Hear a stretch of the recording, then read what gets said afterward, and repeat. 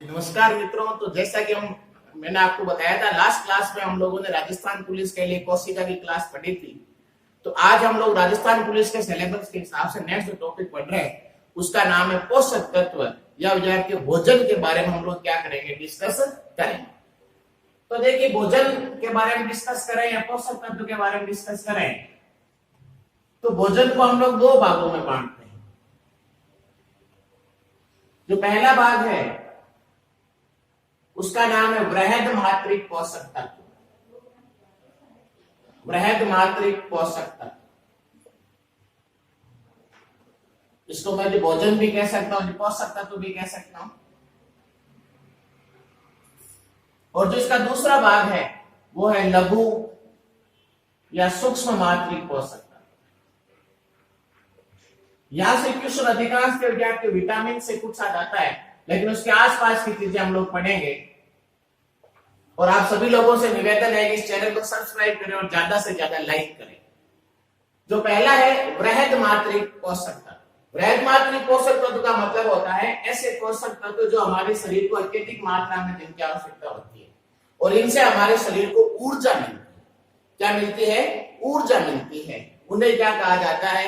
वृहद मात्रिक पोषक तत्व कहा जाता है। जो वृहद मात्रिक पोषक तत्व है इसमें तीन भाग है। वृहद मात्रिक पोषक तत्व में विद्यार्थियों कार्बोहाइड्रेट, फिर विद्यार्थियों वसा एवं प्रोटीन्स आते हैं। पहला सवाल तो सीधा ही पूछा जाता है, इनमें से कौन सा वृहद मात्रिक पोषक तत्व नहीं है? तो ये तीन तो वृहद मात्रिक पोषक तत्व है, और जो इनमें इनके अलावा है वो कौन सा होगा? लघु या सूक्ष्म मात्रिक पोषक तत्व। वृहद मात्रिक पोषक तत्व कौन सा? कार्बोहाइड्रेट, वसा और प्रोटीन्स। जो लघु या सूक्ष्म मात्रिक पोषक तत्व हैं इसमें भी तीन आते हैं। उनमें पहला है जो विटामिन, सबसे इंपॉर्टेंट, राजस्थान पुलिस में विटामिन से क्वेश्चन पूछा जाता है। इसके अलावा खनिज तत्व या खनिज लवण, और फिर आता है जल, और एक आहार्य रेशे या रुक्षांश जो क्लास 6 और 7 में पढ़ाया है। सबसे पहले वृहद मात्रिक पोषक तत्व में आपको ध्यान रखना कौन आते हैं? कार्बोहाइड्रेट, वसा और प्रोटीन्स। लघु या सूक्ष्म मात्रिक पोषक तत्व में कौन आते हैं? विटामिन, खनिज तत्व और जल। अब बात आती है वृहद मात्रिक पोषक तत्व से क्या कार्य, क्या रोल है इनको? इनसे हमारे शरीर को क्या मिलती है? ऊर्जा मिलती है। क्या मिलती है? ऊर्जा। और ये ऊर्जा किस रूप में संचित होती है? राजस्थान पुलिस के हिसाब से बता रहा हूं किस रूप में संचित होती है विद्यार्थियों? एटीपी के रूप में ऊर्जा क्या होती है? संचित होती है। और इस ऊर्जा का एटीपी के रूप में संचय किस भाग में होता है? तो सभी लोगों को पता, माइटोकॉन्ड्रिया में। किसमें? माइटोकॉन्ड्रिया में ऊर्जा किस रूप में संचित होती है? एटीपी के रूप में संचित होती है। इसलिए माइटोकॉन्ड्रिया को कोशिका का शक्ति गृह कहा जाता है या पावर हाउस कहा जाता है। वृहद मात्रिक पोषक से हमें क्या मिलती है? ऊर्जा। जो कार्बोहाइड्रेट और वसा है इनसे विद्यार्थियों हमारे शरीर को 80% ऊर्जा मिलती है। जो कार्बोहाइड्रेट और वसा है इनसे हमारे शरीर को कितनी % ऊर्जा मिलती है? इनसे हमारी बॉडी को 80% क्या मिलती है? ऊर्जा मिलती है। इसलिए इस कार्बोहाइड्रेट और वसा को हमारे शरीर का जैविक ईंधन कहा जाता है। जो कार्बोहाइड्रेट और वसा है इनको हमारे शरीर का क्या कहा जाता है? जैविक ईंधन कहा जाता है। जिस प्रकार से विद्यार्थियों बाइक को चलाने के लिए पेट्रोल की आवश्यकता होती है, उसी प्रकार से हमारे शरीर को चलाने के लिए किसकी आवश्यकता होती है? कार्बोहाइड्रेट और जो वसा की आवश्यकता होती है। और ये कितने % ऊर्जा प्रदान करते हैं? 80% ऊर्जा प्रदान करने का कार्य करते हैं। और जो ये ऊर्जा है 80% जो ऊर्जा है इनसे मिलती है, इन्हें क्या कहा जाता है? जैविक ईंधन। और इस ऊर्जा की वजह से हमारे शरीर का क्या होता है? वृद्धि और विकास। पहला क्वेश्चन आपसे पूछा जाए राजस्थान पुलिस के हिसाब से कि हमारे शरीर का या मनुष्य के शरीर का जैविक ईंधन किसे कहा जाता है? तो कार्बोहाइड्रेट और वसा को क्या कहा जाता है? जैविक ईंधन कहा जाता है। अब बात आती है प्रोटीन्स का क्या काम है? जो विद्यार्थी प्रोटीन्स है ये हमारे शरीर की मरम्मत करता है। ये हमारे शरीर की क्या करता है? मरम्मत। हालांकि इसे ऊर्जा तो मिलती है, लेकिन ऊर्जा मिलने के अलावा प्रोटीन से हमारे शरीर की क्या होती है, मरम्मत होती है। या मरम्मत से क्या तात्पर्य है, या मरम्मत से तात्पर्य है कि विद्यार्थियों कोशिका विभाजन होता है जिसमें पुरानी कोशिकाएं नष्ट होती है और विद्यार्थियों नई कोशिकाएं बनती जाती है। उस स्थिति में हमारे बॉडी की जो मरम्मत कौन करते हैं, वो करते हैं विद्यार्थियों प्रोटीन्स। अब हम बात करते हैं इनके बारे में, थोड़ी थोड़ी चर्चा करते हैं। सबसे पहले हम बात करते हैं बेटा कार्बोहाइड्रेट। तो सबसे पहले आपने पढ़ा कार्बोहाइड्रेट वसा क्या करते हैं, 80% ऊर्जा प्रदान करते हैं। फिर जो लघु या सूक्ष्म मात्रिक पोषक तत्व उसमें 3 है, विटामिन, खनिज तत्व और जल।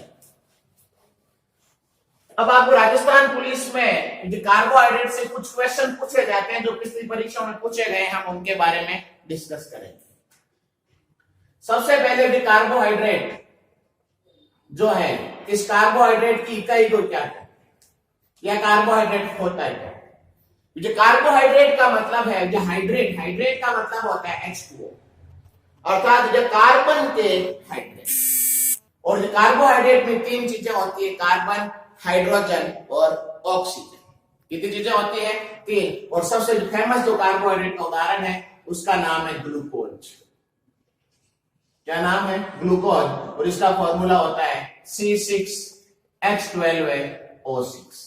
इसमें कार्बन, हाइड्रोजन और ऑक्सीजन 1:2:1 में पाए जाते हैं। लेकिन यहाँ क्वेश्चन क्या आता है, क्वेश्चन पूछा जाता है कि कार्बोहाइड्रेट की इकाई का क्या नाम है। तो कार्बोहाइड्रेट की इकाई का नाम होता है मोनोसैकेराइड। क्या नाम होता है, कार्बोहाइड्रेट की इकाई का नाम होता है मोनोसैकेराइड। सैकेराइड का मतलब होता है शर्करा, और जिसमें शर्करा का एक अणु पाया जाता है उसे मोनोसैकेराइड कहा जाता है। और इसका जो एग्जांपल है वो एग्जांपल कौन है, ग्लूकोज। अर्थात ग्लूकोज किसका एग्जांपल है, मोनोसैकेराइड। जब विद्यार्थी 2 शर्करा के अणु आपस में मिल जाते हैं तो उसे कहते हैं डाइसैकेराइड। क्या कहा जाता है, डाइसैकेराइड। यह नाम क्या है, डाई का मतलब क्या होता है, 2, और सैकेराइड का मतलब क्या होता है, शर्करा। अर्थात विद्यार्थी जब 2 शर्करा के अणु आपस में मिलते हैं तो उसे डाइसैकेराइड कहा जाता है। और डाइसैकेराइड के 3 उदाहरण हैं। जो डाइसैकेराइड का पहला उदाहरण है उसका नाम है जो माल्टोज। क्या नाम है, माल्टोज। जो डाइसैकेराइड का दूसरा उदाहरण है उसका नाम है लैक्टोज। और जो डाइसैकेराइड का तीसरा उदाहरण है उसका नाम है सुक्रोज। ये 3 विद्यार्थियों डाइसैकेराइड। पहला क्वेश्चन पूछा जाता है निम्न में से कौन सा डाइसैकेराइड नहीं है। एक ऑप्शन होगा माल्टोज, लैक्टोज, सुक्रोज और ग्लूकोज। तो विद्यार्थियों ग्लूकोज क्या नहीं है, डाइसैकेराइड नहीं है। ग्लूकोज क्या है, मोनोसैकेराइड। फिर पूछा जाता है कि जो डाइसैकेराइड है, इन डाइसैकेराइड में कौन कौन से मोनोसैकेराइड उपस्थित है। जो पहला डाइसैकेराइड उसका नाम क्या है, माल्टोज। और इसमें 2 मोनोसैकेराइड होते हैं। माल्टोज का निर्माण किससे होता है, ग्लूकोज प्लस ग्लूकोज। जो माल्टोज है इसका निर्माण किससे होता है, ग्लूकोज प्लस ग्लूकोज। जो लैक्टोज है इसमें क्या पाया जाता है, जो glucose plus galactose. Glucose plus galactose. और जो सुक्रोज है इसमें क्या पाया जाता है, ग्लूकोज प्लस फ्रक्टोज। ये वेरी इंपॉर्टेंट है, आपको याद रखना है। मोनोसैकेराइड का उदाहरण कौन है, ग्लूकोज। मोनोसैकेराइड का उदाहरण कौन है, गैलेक्टोज। जो मोनोसैकेराइड का उदाहरण कौन है, फ्रक्टोज। जो इस तरफ है वो सारे मोनोसैकेराइड हैं, जो इस तरफ है वो सारे क्या है, जो डाइसैकेराइड है। अर्थात इसमें 2 शर्करा के अणु पाए जाते हैं। पहला क्या है, maltose, glucose plus glucose. Second क्या है, lactose, glucose plus galactose. Third क्या है, सुक्रोज, ग्लूकोज प्लस फ्रक्टोज। अब आपको ध्यान रखना है कि विद्यार्थियों यह क्वेश्चन पूछा जाता है, जो फ्रक्टोज है ये विद्यार्थियों मनुष्य के सेमन या वीर्य में पाई जाती है। मनुष्य के सेमन या वीर्य में जो पाई जाने वाली जो है वो कौन सा होता है, फ्रक्टोज, या इसे फ्रूट शुगर भी कहा जाता है। तो पहली बात आपको याद रखनी कि मोनोसैकेराइड कौन हो गया, अधिकांश से आपको एक ही नाम याद रखना है, ग्लूकोज, राजस्थान पुलिस के हिसाब से। और जो डाइसैकेराइड के उदाहरण कौन है, माल्टोज, लैक्टोज और सुक्रोज। अब आता है पॉलीसेकेराइड। यहां पॉलीसेकेराइड का मतलब क्या होता है कि जब बहुत सारी मोनोसेकेराइड इकाइयां आपस में जुड़ जाती है तो क्या बनता है, पॉलीसेकेराइड। आपको केवल इनके एग्जाम्पल याद रखने हैं। पॉलीसेकेराइड, जो सबसे फेमस पॉलीसेकेराइड है वो है ग्लाइकोजन।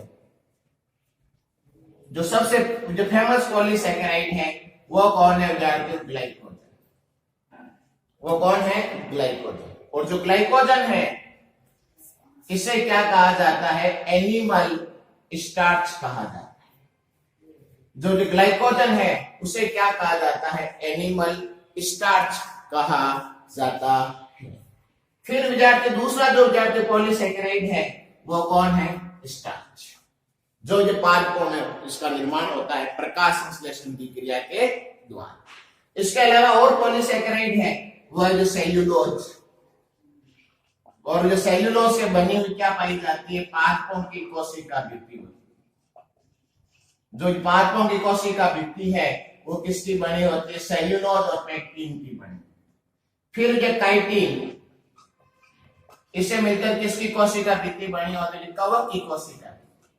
यहां से आपको केवल एग्जांपल याद रखना, एक बार वापस रिवाइज करता हूं कि जो कार्बोहाइड्रेट की इकाई का नाम क्या होता है, मोनोसेकेराइड।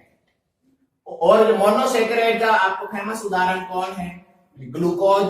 इस ग्लूकोज के अलावा गैलेक्टोज और विद्यार्थी फ्रक्टोज, ये सारे किसके उदाहरण हैं, मोनोसेकेराइड के उदाहरण। फिर आपसे पूछा जाए कि निम्न में से कौन सा डाइसेकेराइड है, तो जो डाइसेकेराइड के 3 एग्जांपल हैं वो आपको याद रखना है। पहला कौन सा है, माल्टोज। कौन सा है, माल्टोज। फिर सेकंड कौन सा है, लैक्टोज। और फिर थर्ड कौन सा है, सुक्रोज। ये तीनों किसके एग्जांपल है, डाइसेकेराइड के एग्जांपल। फिर जो पॉलीसेकेराइड के एग्जांपल कौन है बेटा, ग्लाइकोजन, स्टार्च, सेल्यूलोज और काइटिन। ऐसे इन्युलिन भी होता है, लेकिन राजस्थान पुलिस में पूछा नहीं जाता। अब ये वृहद मात्रिक पोषक तत्व में पहला भाग कार्बोहाइड्रेट वो हमारे कंप्लीट हो गया। अब आता है वसा। अब क्या आता है, वसा। इसमें आपको 2-3 चीजें ध्यान रखनी है वसा में। जो वसा है, ये जो विद्यार्थी वसा क्या होती है कि इसको कार्बोहाइड्रेट को बचाए रखने वाले कहा जाता है। इसका क्या तात्पर्य है कार्बोहाइड्रेट को बचाए रखने वाले से, कि विद्यार्थी जब मैं कह सकता हूं कोई व्यक्ति भूखा रहता है या उपवास रखता है या उसको कार्बोहाइड्रेट नहीं मिलता है, उस स्थिति में उसके शरीर में विद्यार्थी ऊर्जा की जो पूर्ति होती है वो किसके द्वारा होती है, वसा के द्वारा।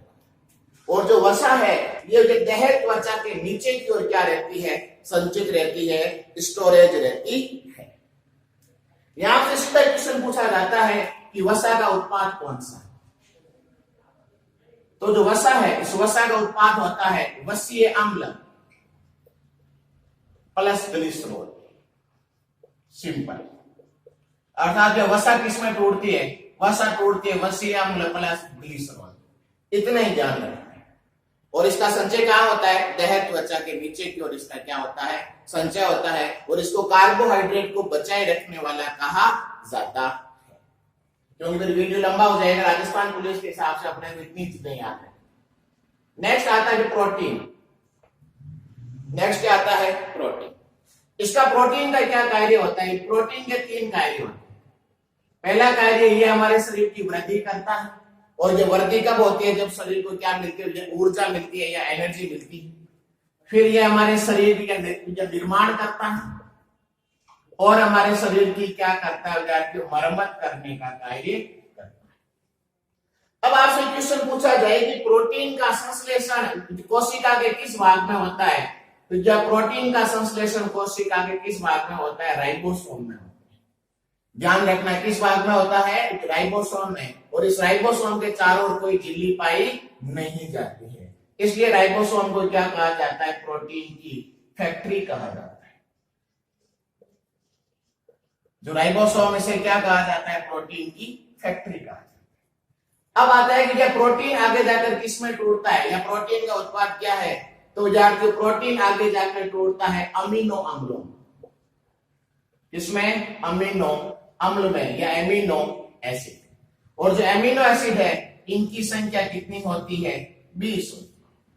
कितनी होती है? 20। और इनमें जब 20 में से जब 10 तो होते हैं आवश्यक अमीनो अम्ल और जब 10 होते हैं अनावश्यक अमीनो। तो आपसे सीधा आपसे यहां से 3 तरह के क्वेश्चन पूछे जाते हैं। सबसे पहला क्वेश्चन आता है कि प्रोटीन का संश्लेषण कोशिका में कहां होता है? राइबोसोम। इस प्रोटीन का उत्पाद क्या होता है? Amino acid. या एमिनो एसिड की संख्या कितनी होती है? 20। अब वेरी इंपॉर्टेंट क्वेश्चन जहां से हमेशा क्वेश्चन पूछा जाता है और वो है विद्यार्थियों प्रोटीन की कमी से होने वाले रोग। क्योंकि आपके सिलेबस में रोग भी है और ये रोग आपको याद रखना है। प्रोटीन की कमी से होने वाले रोग कितने? जब 2। पहला जो रोग है उसका नाम है विद्यार्थियों क्वाशियोरकोर। पहला जो रोग उसका नाम क्या? क्वाशियोरकोर। और जो दूसरा रोग है उसका नाम विद्यार्थियों मेरेस्मस। ये रोग आपको याद रखने, केवल नाम याद रखने, इनके बारे में नहीं याद रखना क्योंकि आप मुझे ऑब्जेक्टिव टेस्ट देना। ध्यान ये रखना है कि प्रोटीन की कमी से होने वाला रोग कौन सा है? पहला रोग का नाम क्या है? क्वाशियोरकोर। क्या नाम है? पहले रोग का नाम है क्वाशियोरकोर और जो दूसरा रोग है उसका क्या नाम है विद्यार्थियों? मेरेस्मस। तो यहां से जो 3 तरह के क्वेश्चन आपसे पूछे जाते हैं कि प्रोटीन का उत्पाद क्या होता है? Amino acid. इनकी संख्या कितनी होती है? 20। इस प्रोटीन का संश्लेषण कहां होता है? राइबोसोम में। और प्रोटीन की कमी से होने वाले रोग कितने हैं? 2। एक का नाम है क्वाशियोरकोर और एक का नाम है मेरेस्मस। ये बृहद मात्रिक पोषक तत्व के 3 भाग होते हैं, कार्बोहाइड्रेट, वसा और प्रोटीन। ये तीनों भाग क्या हो गए? कंप्लीट हो गए। अब इसका विद्यार्थियों सेकंड पार्ट पढ़ते वो है लघु या सूक्ष्म मात्रिक पोषक तत्व। और जो लघु या सूक्ष्म मात्रिक पोषक तत्व में वेरी इंपॉर्टेंट जो टॉपिक है उसका नाम है विटामिन। उसका नाम क्या है? विटामिन। यहां से तो क्वेश्चन आना ही आना है। 100% क्वेश्चन किससे पूछा जाता है? विटामिन से पूछा ही जाता है। Vitamin is very very very important. अब आता है कि विटामिन की खोज किसने की? जो विटामिन है इसकी खोज जिस वैज्ञानिक ने की थी उसका नाम है फंक। विटामिन की खोज किस वैज्ञानिक ने की थी? फंक ने की थी। किसने की थी? फंक ने। अब विद्यार्थियों विटामिन को 2 भागों में बांट सकते हैं। ध्यान रखना विटामिन से क्वेश्चन आता ही आता है। पहला जो वसा में विलय विटामिन, पहला है वसा में विलय विटामिन। एकदम साफ दिख रहा है लाल में। पहला क्या? वसा में विलय विटामिन। जो वसा में विलय विटामिन है इसके 4 विटामिन एग्जाम्पल है, ए, डी, ई और के। ये 4 ऐसे विटामिन हैं जो वसा में विलय। अदरक से याद रख सकते हो, ए, डी, ई और के। ये 4 ऐसे विटामिन है जो किसमें विलय है? जो वसा में विलय है। अड्डी के विटामिन है वो किसमें विलय है? वसा में। फिर सेकंड आता है जल में विलय विटामिन। सीधा क्वेश्चन पूछा था निम्न में से कौन सा विटामिन जल में विलय होता है, जल में घुलता है? और जल में विलय विटामिन 2 होते हैं, विटामिन बी और विटामिन सी। ये आपको एकदम अच्छे ढंग से याद होना चाहिए कि जो विटामिन है, विटामिन की खोज किस वैज्ञानिक ने की थी? फंक ने। फिर आता है वसा में विलय विटामिन कौन है? ए, डी, ई और के। फिर जल में विलय विटामिन कौन सा है? विटामिन बी और विटामिन सी। ये किसमें विलय विटामिन है? जल में विलय विटामिन है। अब आता है इनके विटामिन के रासायनिक नाम जो आपसे परीक्षा में पूछे जाते हैं कि विटामिन के रासायनिक नाम और विटामिन की कमी से होने वाले रोग कौन कौन से हैं। और विटामिन के जो रासायनिक नाम है वो विद्यार्थियों को बहुत हार्ड लगते हैं, लेकिन हम इसको बिल्कुल आसानी से सरल तरीके से आपको ट्रिक के द्वारा समझेंगे। मिटा दूं। अब बात आती है विटामिन के रासायनिक नाम। विटामिन के रासायनिक नाम की ट्रिक है। अरे फिर जो बात सही है, अरे बात सही है, उसके बाद डीके, आगे ईंटा काफी है, अरे बात सही है डीके ईंटा काफी है, ये लाइन याद रखनी है बस। अरे बात सही है डीके ईंटा काफी है, ये लाइन क्या, ये विटामिन के रासायनिक नाम है। आपको बस केवल ये लाइन याद रखनी है, आप आसानी से विटामिन के रासायनिक नाम याद रख सकते हैं। सबसे पहले जो है वो ए का मतलब है विटामिन ए, विटामिन ए, और विटामिन ए का जो रासायनिक नाम है वो जो रे से शुरू होता है, ध्यान रखना किससे शुरू होता है, रे से। और विटामिन ए का रासायनिक नाम होता है विद्यार्थियों रेटिनोल। क्या नाम होता है विटामिन ए का रासायनिक नाम, क्या होता है, रेटिनोल। आपको ऑप्शन में पहचानना है कि ऐसा कौन सा, अरे नहीं, अरे विटामिन ए का रासायनिक नाम किससे शुरू होगा, रे से, रे से क्या हो जाएगा, रेटिनोल। यहां के बाद से क्या हो गया, विटामिन B1, और इसका जो रासायनिक नाम है वो होता है विद्यार्थी थायमीन। क्या होता है, विटामिन B1 का रासायनिक नाम होता है थायमीन।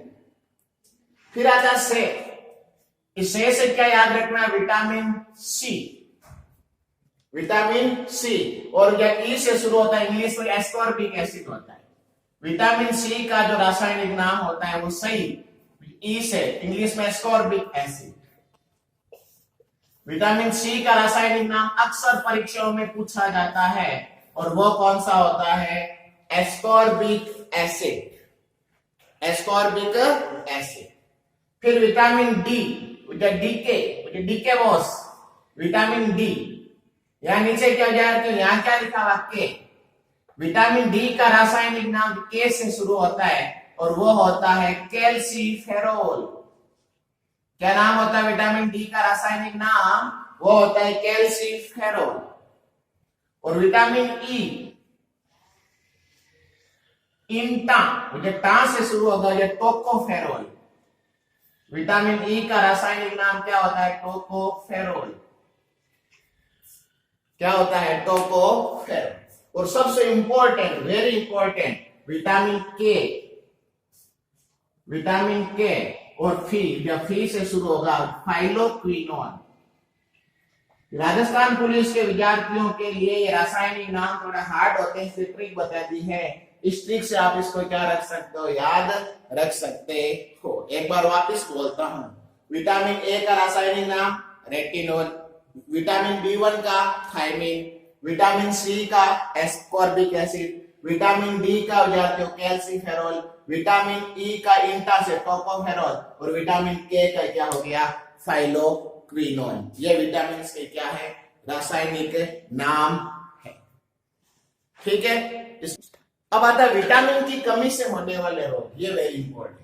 अक्सर परीक्षा में विटामिन की कमी से होने वाले रोग का क्वेश्चन पूछा ही जाता है, और ये आपको याद रखना है अच्छे ढंग से। विटामिन कौन सा है, ए, बी, सी, डी, ई और के।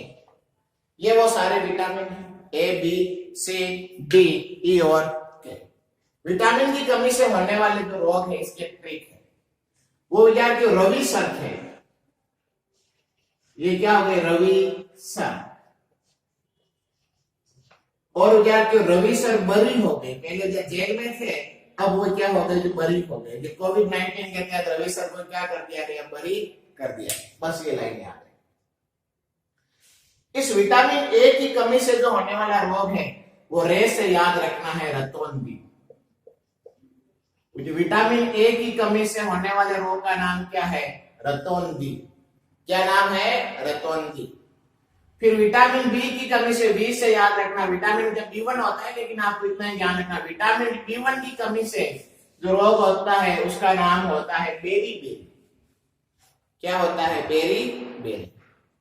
फिर विटामिन सी, का जो से लिखा है मैंने, और जो सी से शुरू होगा, इसकी कमी से होने वाला रोग होगा स्कर्वी। यह ना रवि सर, सी में से आया, कमी से होने वाला रोग कौन सा है, स्कर्वी।